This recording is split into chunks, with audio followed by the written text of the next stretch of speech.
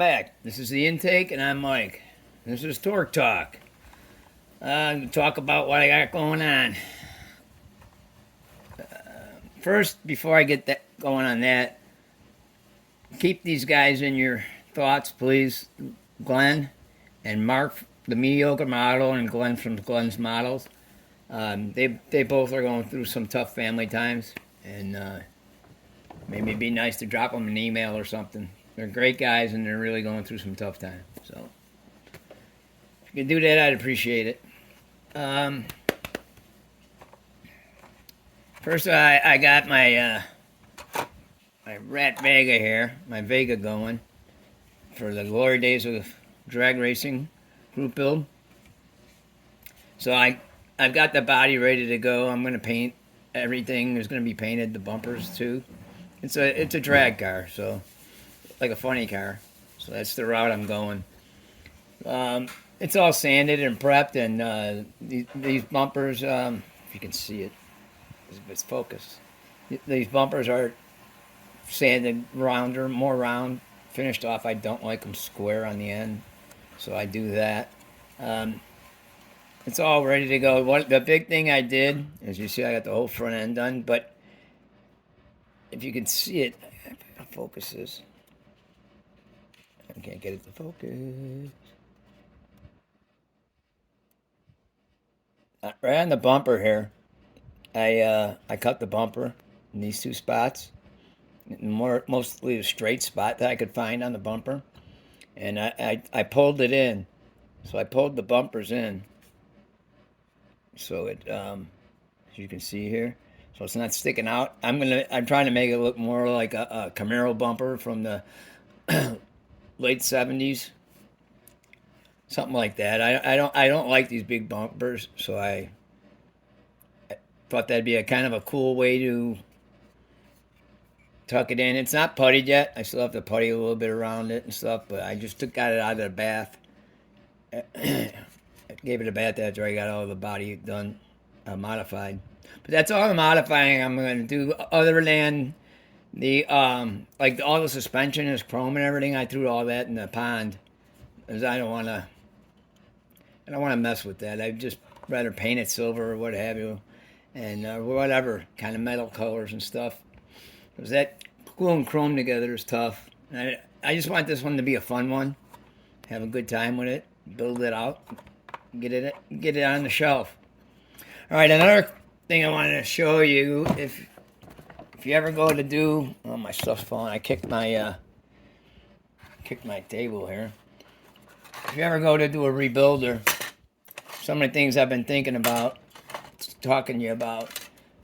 One big thing is if you can't get the glass out, because people use this glue that melts all the plastic and everything, right? So a lot of times, like down here, I couldn't get this out.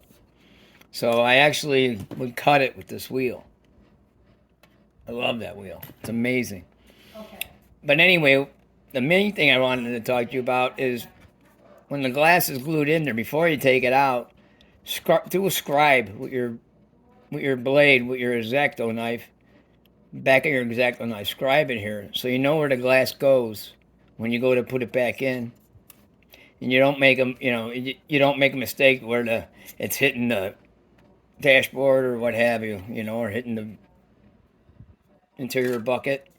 That's what I do. I scribe it, and another thing I wanted to show you too is that's scribed here and here, but I took a pencil and I just went over it, and it filled it in with lead so you can see it, so you know where it's at. So I'll do that later on that one. I just left it like that to show you.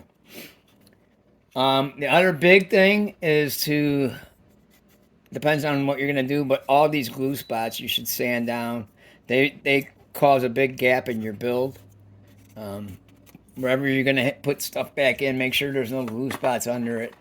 Like on these tabs right here. Those glue spots are real high. I mean, this is like a needle sitting on here. So I'm going to sand all that down.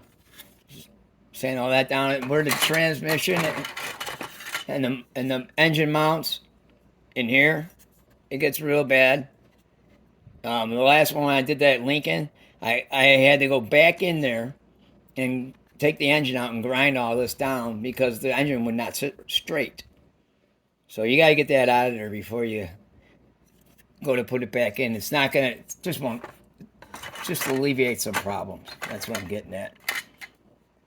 So other than that, I haven't gotten the tail lights out on this one yet, and that's about it on this. And what all I'll do is I'll probably just snip these little light tabs and then try to push them out from the inside.